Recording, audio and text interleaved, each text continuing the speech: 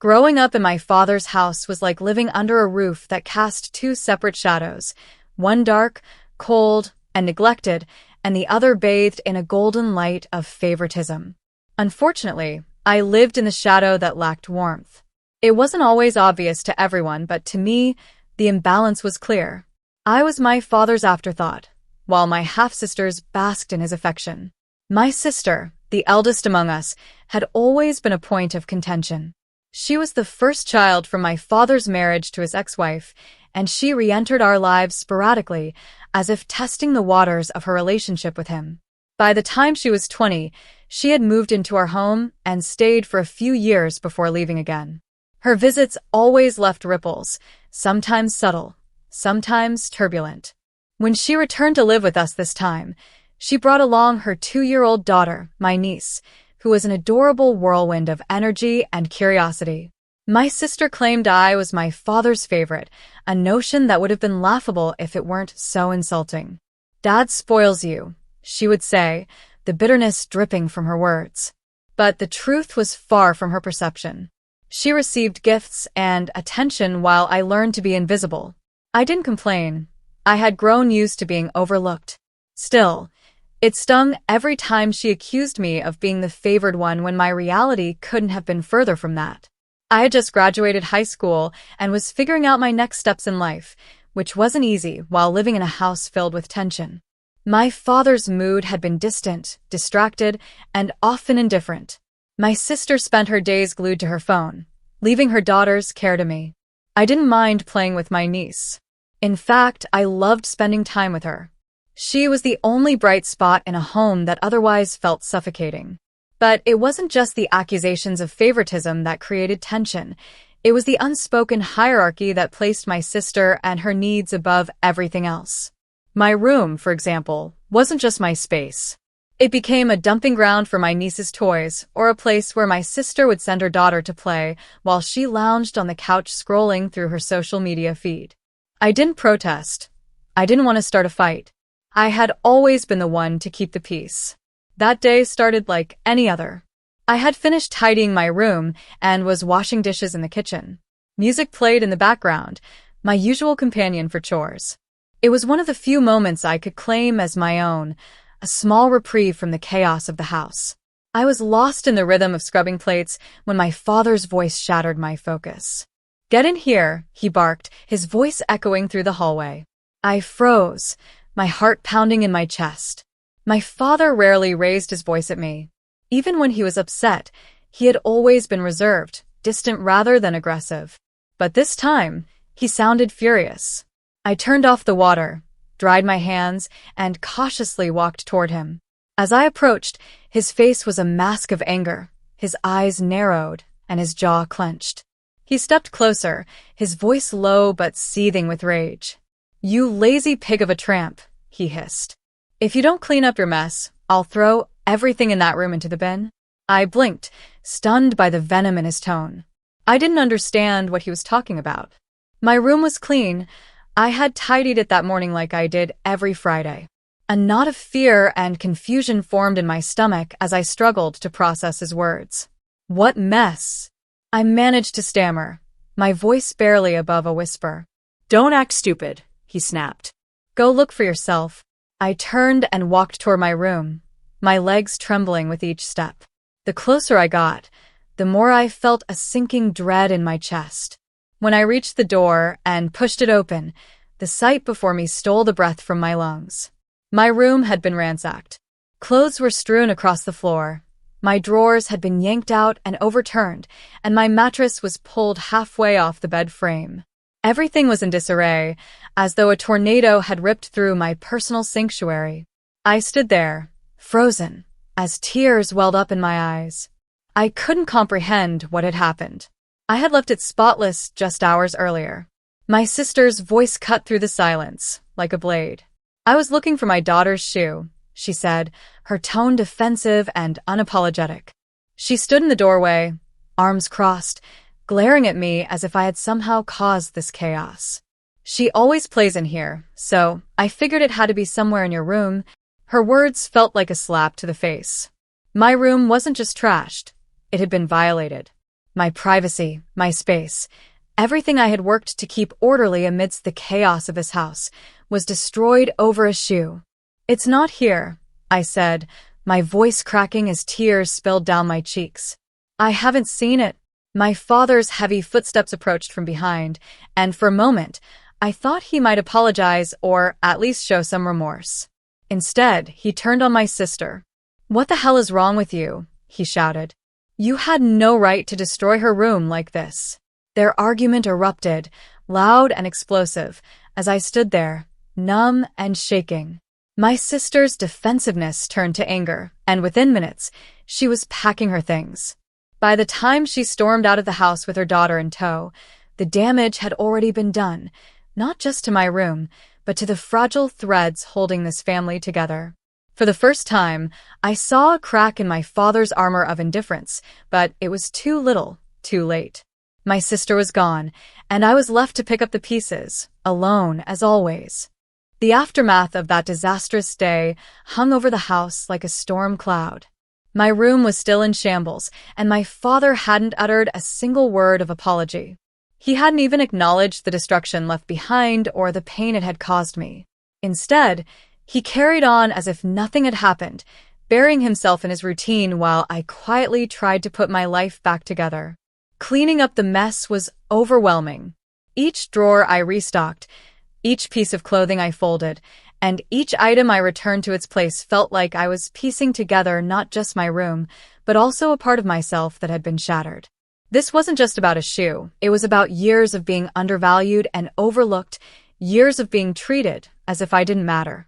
I couldn't shake the image of my father's rage or the sound of my sister's dismissive tone as she justified trashing my room. My niece's tiny shoe had become the symbol of something much bigger, the constant chaos and unfairness in my family. As the days passed, I withdrew more into myself. My once bright mood darkened, and even my usual escapes, music, drawing, and writing, felt dull. Depression crept in slowly, its weight pressing down on me, making it harder to get out of bed each day. My father, oblivious to my struggles, began to nitpick at everything I did. He criticized how I cleaned, how I spent my time, and even how I spoke. It seemed like he was searching for reasons to justify the anger he'd unleashed on me that day. Each word from him felt like a dagger, and I started to believe that maybe, just maybe, I was the problem. One evening, as I was sitting on the floor of my room folding the last of my clothes, my father called out from the living room. His voice carried the same tone of authority it always had, a tone that demanded obedience, without question. "Come here," he said. I took a deep breath, bracing myself for whatever was coming next. When I entered the room, he didn't look up from the television. "You need to do something about your room," he said flatly. My heart sank. I had spent days cleaning and reorganizing, trying to restore my space to how it had been before the incident. "It's clean," I said, my voice barely above a whisper. He finally turned to look at me, his expression unreadable. "Not good enough. You're being lazy. If you don't step up, I'll start throwing your stuff out." I felt the sting of his words like a slap to the face. Lazy? I wasn't lazy. I had spent every day trying to make this house a little less unbearable, taking care of chores, and even looking after my niece when my sister wouldn't. But no matter what I did, it was never enough for him. "Why are you always like this with me?" I blurted out, unable to hold back my frustration. My hands were trembling, and I could feel the tears welling up in my eyes again. "You've never treated my sister like this. Why is it always me?" For a moment, there was silence. My father stared at me, his expression hardening into something that looked almost like regret, but it vanished as quickly as it appeared. "Don't talk back to me," he said. "I'm doing what's best for you. You need to learn how to be responsible." Responsible? The word echoed in my mind, bitter and hollow. How could I be responsible when I was treated like a scapegoat for every problem in this house? How could I grow when I was constantly being torn down? That night, as I lay in bed staring at the ceiling, I made a decision. I couldn't stay here anymore. This house, this family, this life, they were suffocating me. If my father couldn't see my worth, then I needed to find a place where I could.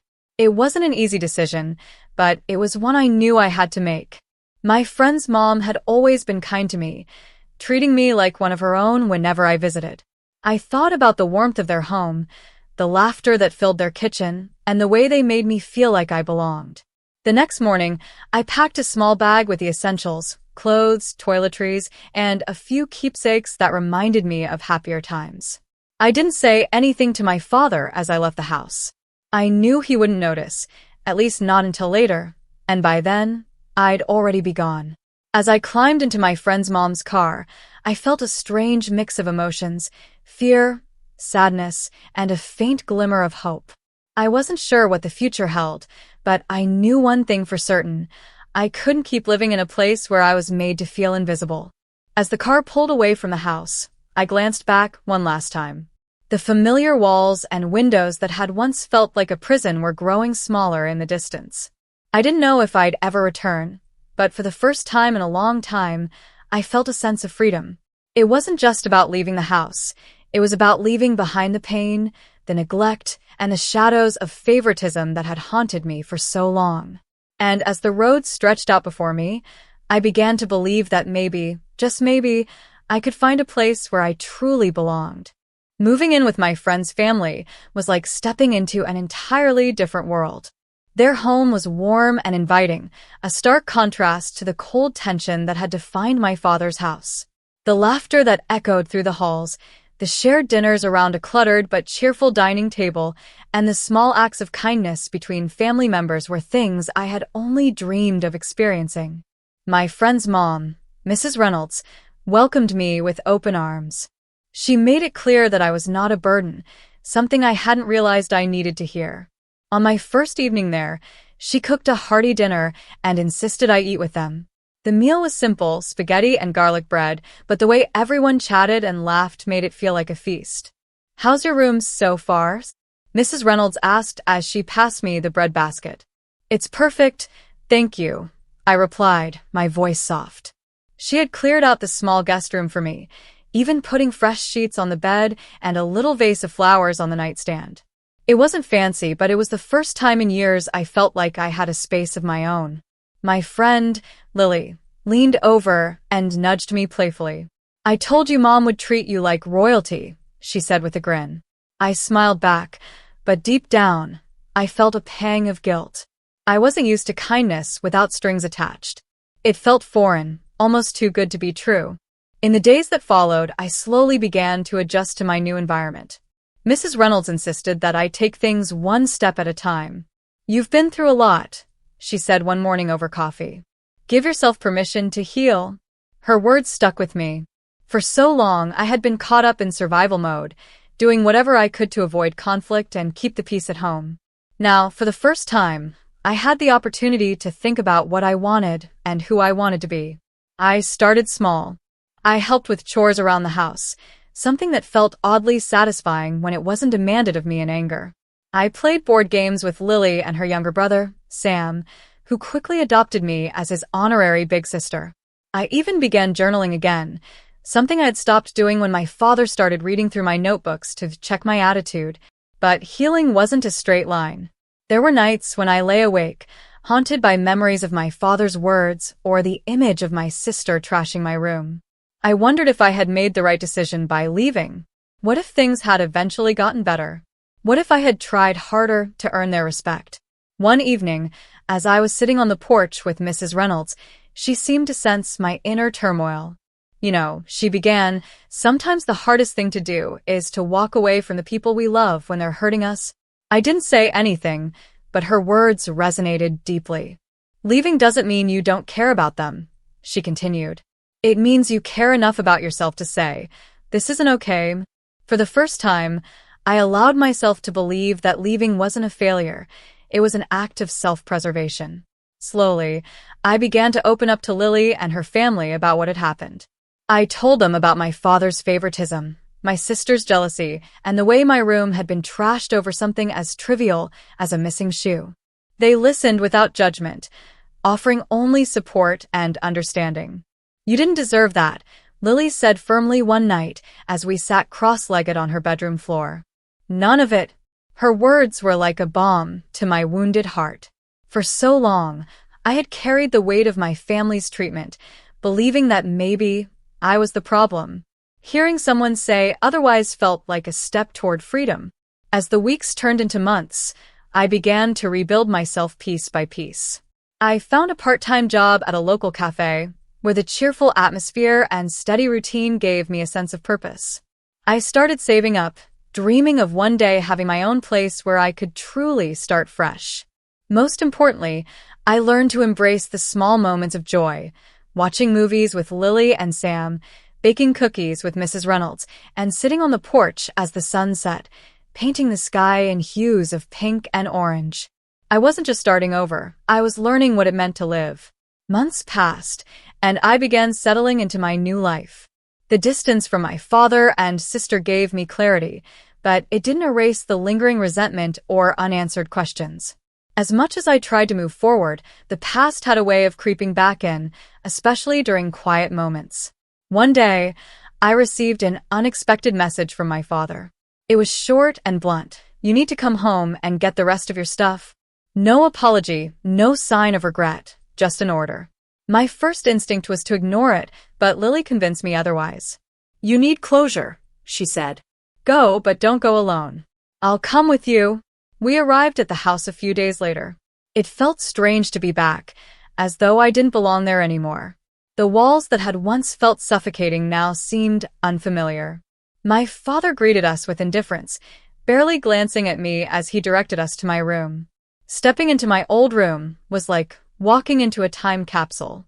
The furniture was the same, but the air felt heavy with memories. I quickly gathered my belongings, avoiding eye contact with my father, who stood silently in the doorway. "Why didn't you tell me you were leaving?" he asked suddenly, his voice sharp but tinged with something I couldn't place. I hesitated, then turned to face him. "Because you never listened," I said. "You never saw me as more than a problem."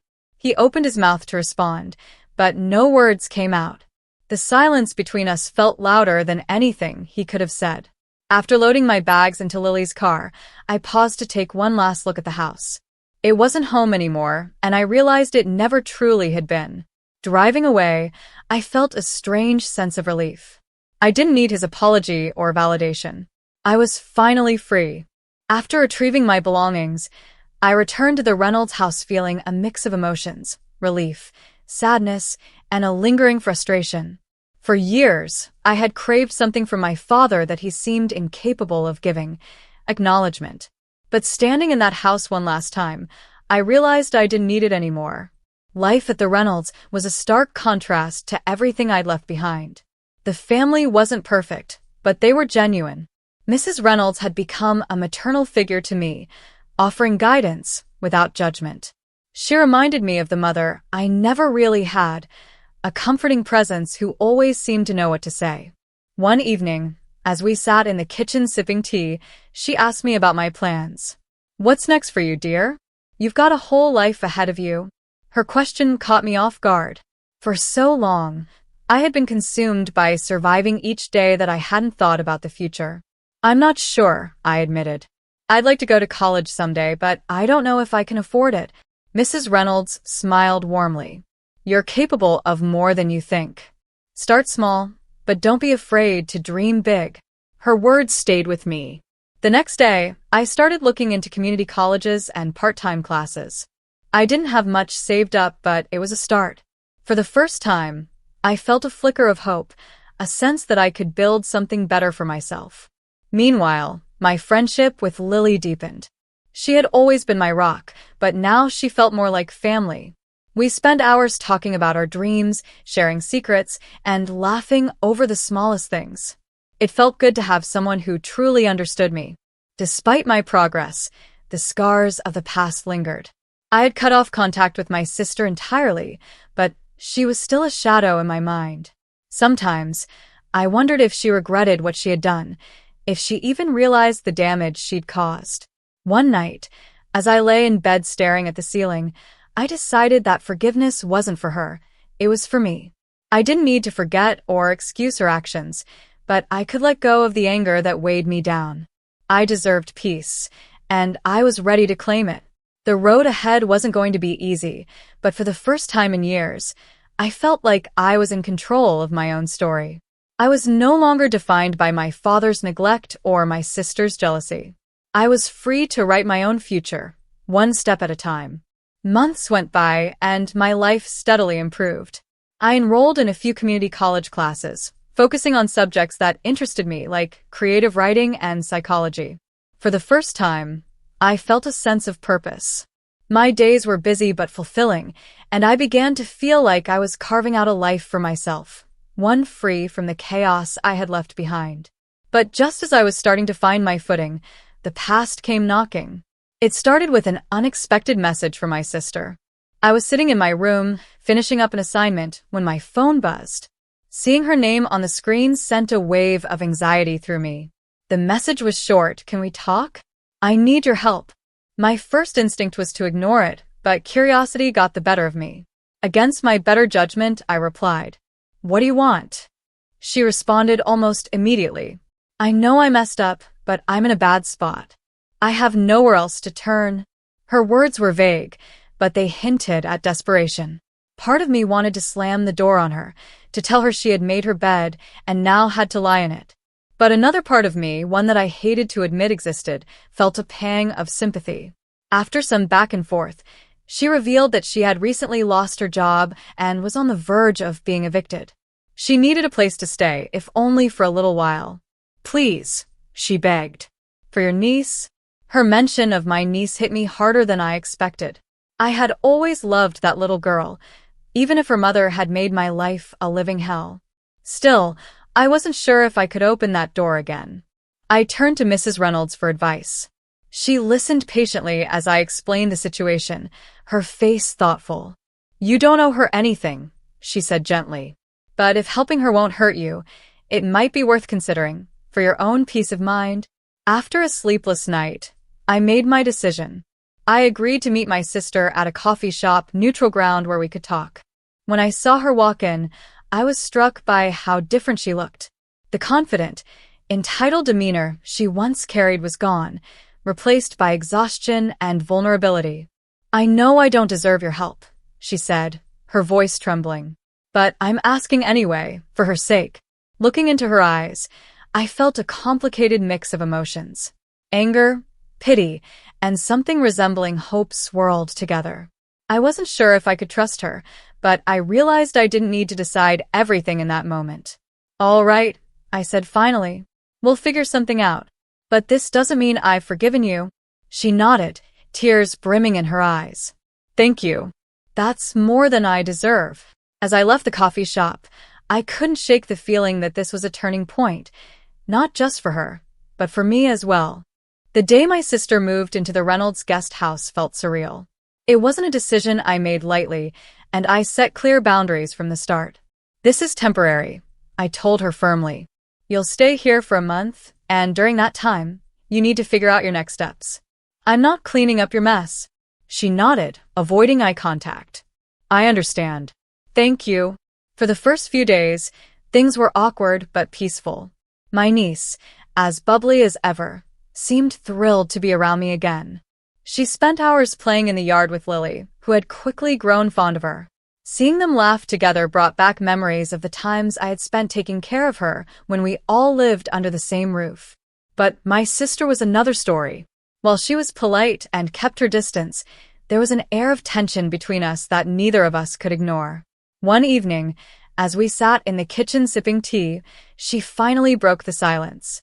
"I owe you an apology," she said, her voice quiet. "For everything." I looked at her, unsure how to respond. Her words sounded sincere, but part of me couldn't forget the years of mistreatment. "Why now?" I asked. She hesitated, fidgeting with her cup. "Because I've had time to think about what I did, what I put you through. I was jealous of you growing up, and instead of dealing with that, I took it out on you.